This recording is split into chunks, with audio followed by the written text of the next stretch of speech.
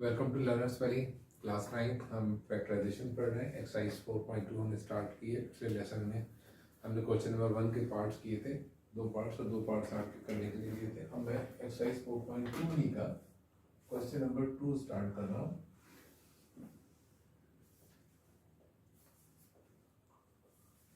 अगर इस क्वेश्चन को हम गौर से देखें तो इसके अंदर आपको 4 पार्ट्स हैं और चारों पार्ट्स में आपको दो दो टर्म्स नजर आ रही है। उसके अलावा अगर मैं और जरा गौर से देखूं तो मुझे नजर आ रहा है कि इसके अंदर जितने भी ये फैक्टर्स हैं, इसमें जो टर्म्स हैं, ये सब के सब पावर 4 में ब्रेक हो सकती हैं, इनको पावर 4 में कन्वर्ट किया जा सकता है।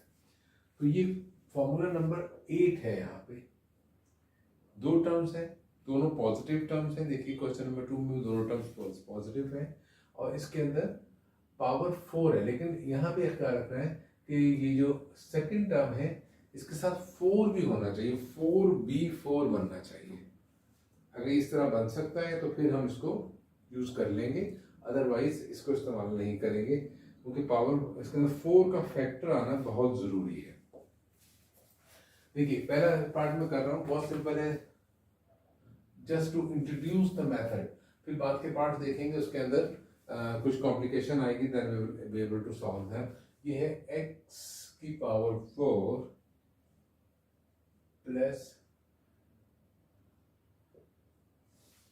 ठीक है, x और y इसमें वेरिएबल्स आए हैं, और जबकि हमारे पास फार्मूला जो है वो a और b के लिए बिल्कुल सेम फॉर्मेट में क्वेश्चन लिखा हुआ है।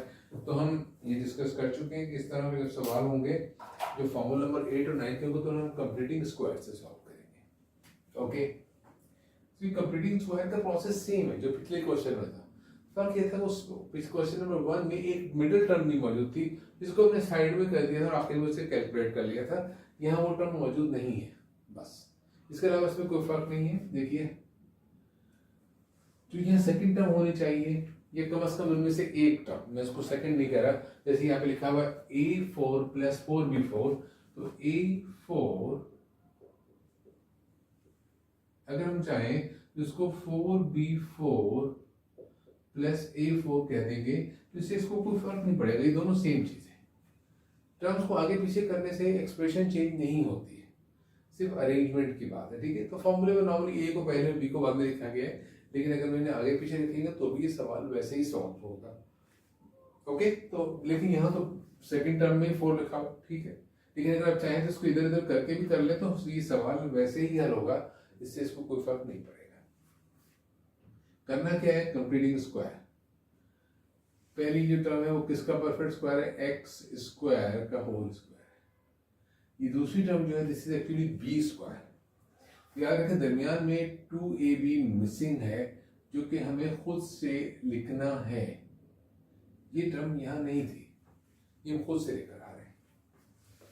और ये जो दूसरी टर्म थी इसको परफेक्ट स्क्वायर में कन्वर्ट करेंगे तो क्या बनेगा, 2y स्क्वायर का स्क्वायर। ओके, अभी तक ये मिडिल टर्म बनी नहीं है, पहले इसको बना लेते हैं। ये क्या बनेगी, a2ab, और a है हमारे पास x स्क्वायर और b हमारे पास 2y स्क्वायर। ठीक है, ये टर्म हमने अपनी तरफ से ऐड की, यहाँ से दो टर्म्स गिवन थी क्वेश्चन में, तो ये मिडिल टर्म हम खुद लेकर आए, so we have to subtract this middle term here, x square and then 2y square.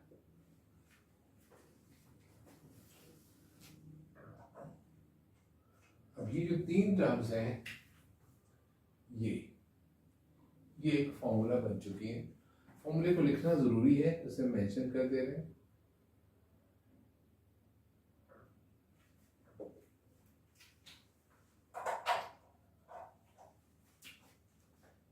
a square plus 2ab plus b square, ये फॉर्मूला वही है, सेकंड फॉर्मूला है आपकी लिस्ट में।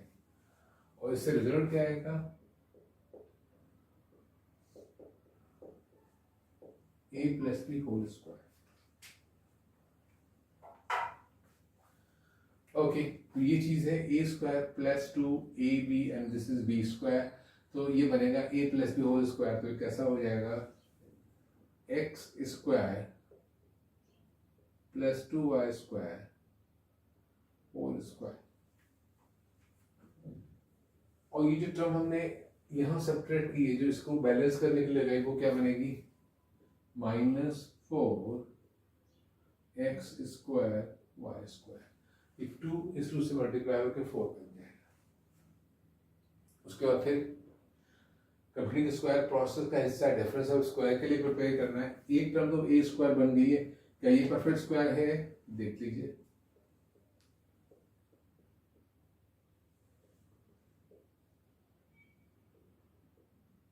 ये 2xy का परफेक्ट स्क्वायर है। अब फिर फॉर्मूला आ गया,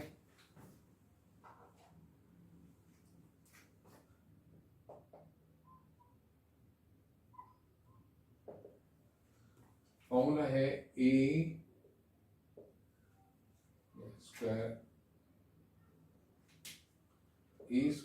minus b² and this is going to give you a minus b into a plus b। ये फॉर्मूला फैक्टराइजेशन ही के लिए इस्तेमाल हो रहा है डिफरेंस ऑफ स्क्वायर का। नाउ ये a² minus b² है और a² minus b² बनता है a minus b plus b। Plus इसको हम a plus b और a minus b बनाने जा रहे हैं। कैसे बनेगा? a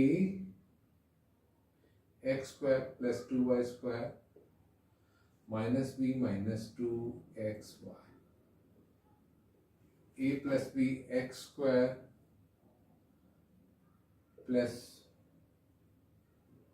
2y² plus 2xy।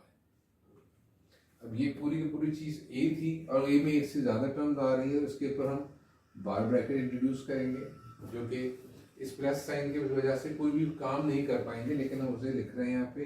जब इसने कोई काम नहीं करना तो हम थोड़ा सा इसको ऑर्गेनाइज कर देंगे, टर्म्स को अरेंज कर देंगे। क्या अरेंज करेंगे कि ये x² है, फिर x वाले टर्म ले आएंगे, फिर y वाले टर्म। तो कैसे बन जाएगा? ये x² minus 2xy, ये बन जाएगा x²।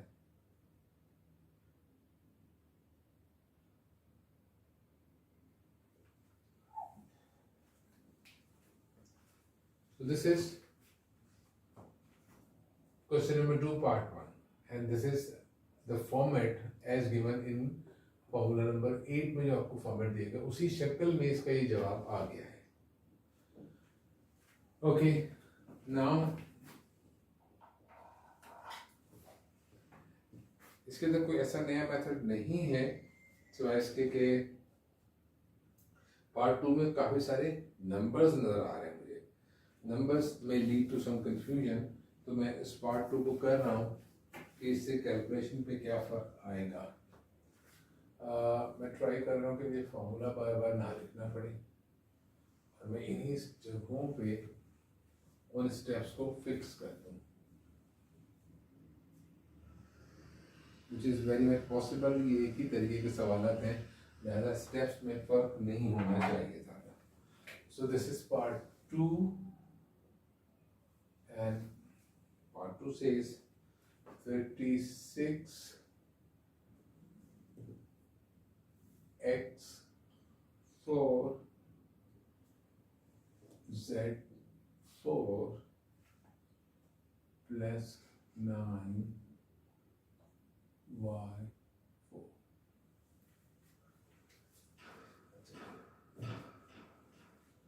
बहुत बेसिक टाइप का सवाल है, लेकिन देखिएगा इस सवाल में यहाँ पे 36 है, फॉर्मूला जो है 8 देखिएगा, ये A4 और 4B4 के लिए बना फॉर्मूला है। एक टर्म परफेक्ट पावर 4 में कन्वर्ट होनी चाहिए, दूसरी 4 के साथ B4 पावर 4 में जानी चाहिए। तो यहाँ पे मुझे ऐसा 4 वाला सिलसिला नजर नहीं आ रहा कि पावर 4 नहीं बन सकेगी इसकी।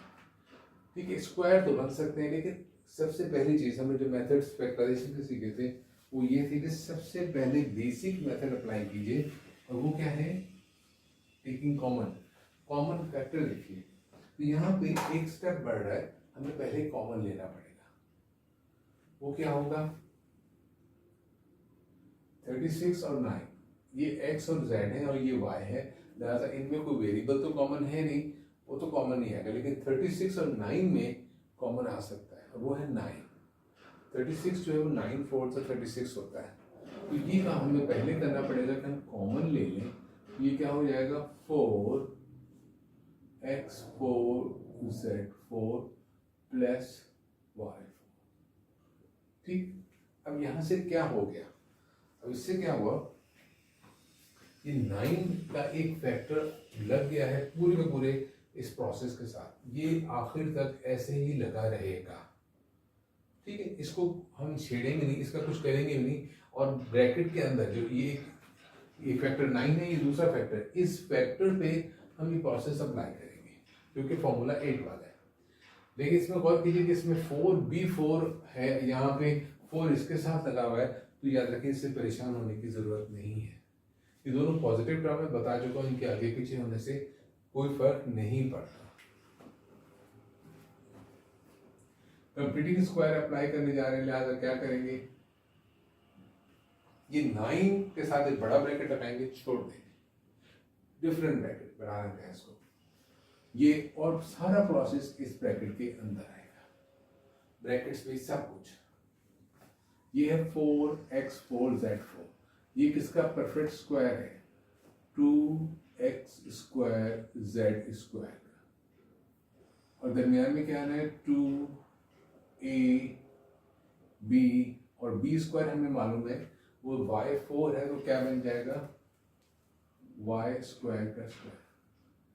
इसी मिडिल टर्म को माइनस भी करना है और ये सब कुछ इस ब्रैकेट के अंदर रहेगा, इसके अंदर 2 दिस, और ये ब्रैकेट क्लोज हो गया। ये ब्रैकेट क्यों लगाया है, सिर्फ इस 9 की वजह से, क्योंकि 9 इस पूरे के पूरे फैक्टर के साथ मल्टीप्लाई हो रहा है, लिहाजा हम इस पूरे के पूरे फैक्टर को इनक्लोज कर देंगे ताकि वो ये 9 सब के साथ लगा है ना।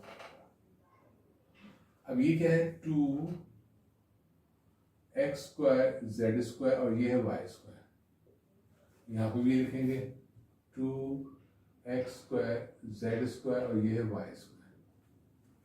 ये क्या बन जाएगा, इसमें ये चीज जो है ये परफेक्ट स्क्वायर है, और ये इस फॉर्मूले के साथ अप्लाई की जाएगी, तो क्या बन जाएगी 9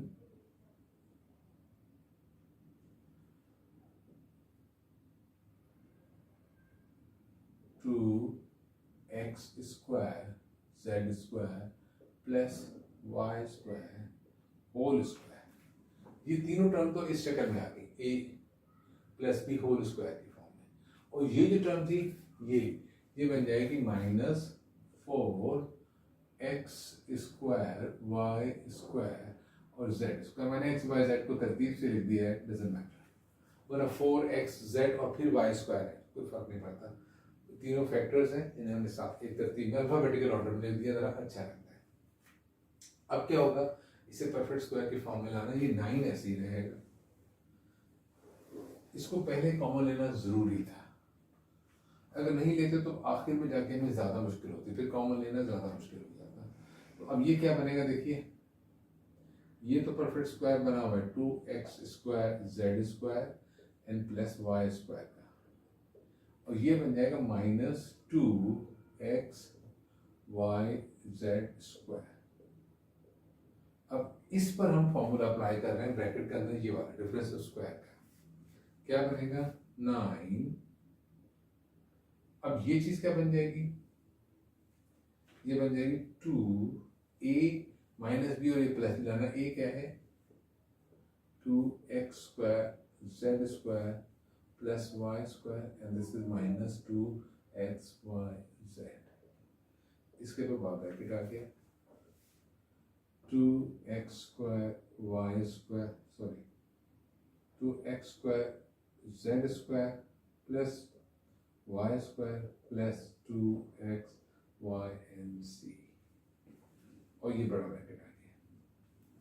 अब जरा गौर कीजिएगा कि 9 इस बड़े ब्रैकेट से मल्टीप्लाई हो रहा है, इसके अंदर दो ब्रैकेट हैं जो कि ऑलरेडी मल्टीप्लाई हो रहे हैं, तो इस स्टेज पे अगर मैं इस ब्रैकेट को यहाँ ना इस्तेमाल करता तो इससे कोई फर्क नहीं पड़ रहा है, क्योंकि ये तीनों मल्टीप्लाई हो रहे हैं, तीनों फैक्टर्स बन चुके हैं, तो इस ब्रैकेट को यहाँ पर अब लगाने की ज़रूरत नहीं है, इसके बगैर ये बिल्कुल वही काम कर रहा है, वही चीज़ है, क्योंकि ये अलग से कोई टर्म्स नहीं है, ये फैक्टर्स ही हैं ना। अब ये सिर्फ बार ब्रैकेट जो विनक्यूलम है इसको ज़रा सा सिंप्लीफाई करना है, जो कि कोई सिंप्लीफाई नहीं होगा।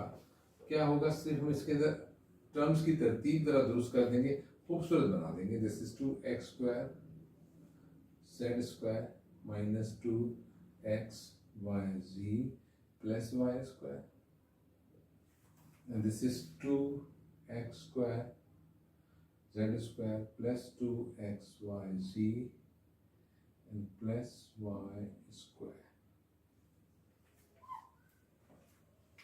इस तरह गिवन एक्सप्रेशन थी, देखिए मैंने उन्हीं स्टेप नंबर ऑफ स्टेप्स में इसको सॉल्व किया है। आई थिंक कि शायद यहाँ पे एक स्टेप ज़्यादा हुआ है, या एक स्टेप में यहाँ लिखना चाहिए था। ये फॉर्मूले के साथ आगे नो नो नो दो ही स्टेप्स यहाँ पे, ये स्टेप शायद एक्स्ट्रा है, अदरवाइज उन्हीं जगहों पे तमाम की तमाम चीज़ें फिट हो गई हैं। I didn't need to add anything, सिर्फ प्रोसेस है और सिमिलर प्रोसेस अप्लाई कर दिया है, उतने ही स्टेप्स के अंदर फैक्टर्स बन गए। लेकिन इसके फैक्टर्स 3 बने हैं, एक है 9 और एक ये ब्रैकेट है और एक ये ब्रैकेट है, क्योंकि इससे पिछले सवाल में 2 फैक्टर्स बने थे। ओके, नाउ लेट्स सी 4.2 में और क्या है आपके लिए। क्वेश्चन नंबर 2 हम कर रहे हैं, और क्वेश्चन नंबर 2 के अंदर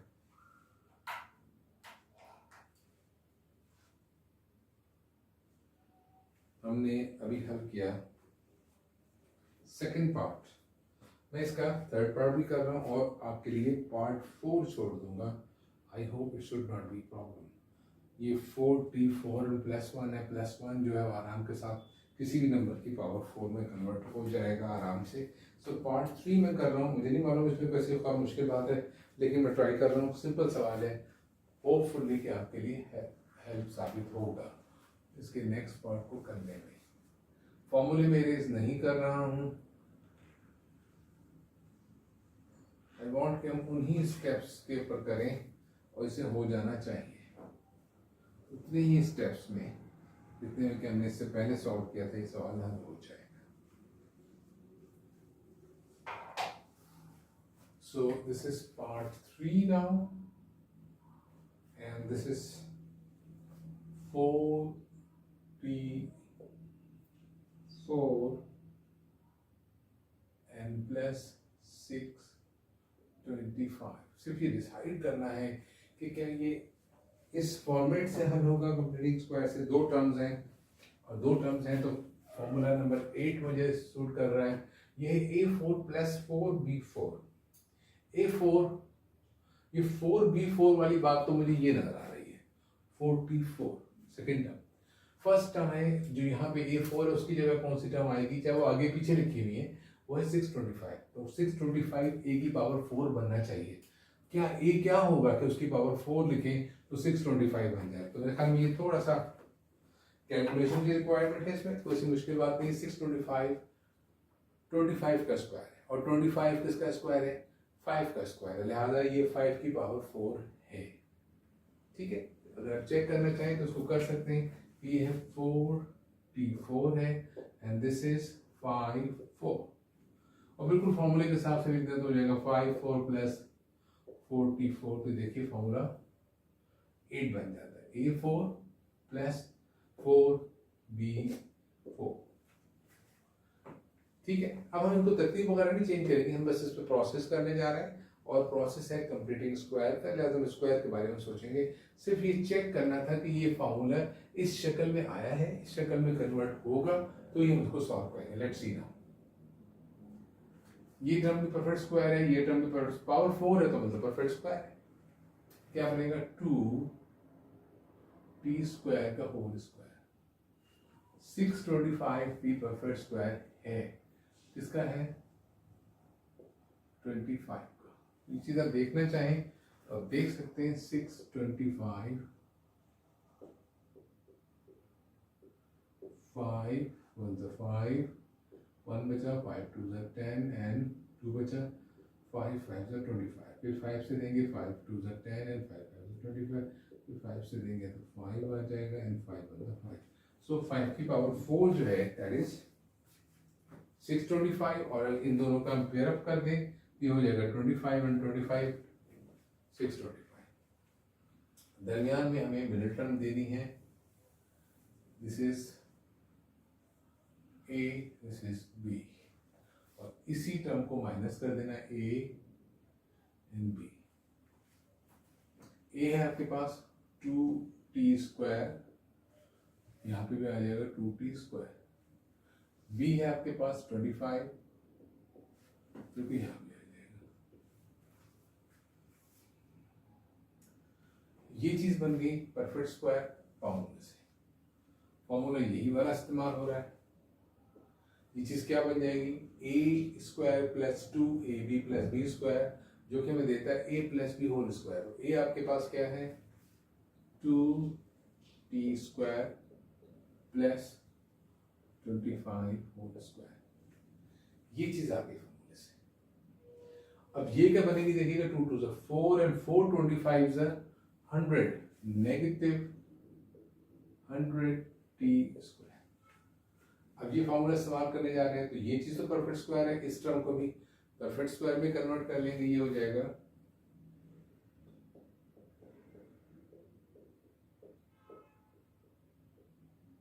10t का होल स्क्वायर। ये वाला फॉर्मूला इस्तेमाल करेंगे डिफरेंशियल स्क्वायर का। अब क्या आएगा 2t स्क्वायर प्लस 25 a, ये पूरा a है माइनस b, फिर a प्लस b, ये बन जाएगा 2t square plus 25 a plus b, b is 10t। ना सिंपल, इस विंक्यूलम का कोई रोल नहीं है क्योंकि ब्रैकेट के बाहर, इस विंक्यूलम के बाहर प्लस का साइन है, तो इसको ऐसे ही हटा देंगे, टर्म्स को तरतीब दे देंगे t की पावर के हिसाब से, तो ये बन जाएगा 2t square minus 10t plus 25 and this is 2t square plus 10t plus 25। So this is question number 2 of exercise 4.2 and which is mainly related to formula number 8 here, और इसमें हमने completing square का method apply किया। Okay, so इंशाल्लाह in the next lesson हम लोग देखेंगे question number 3 और उसमें कौन सा method इस्तेमाल होगा उसको देखेंगे and then we will learn that. Okay, so till then thank you.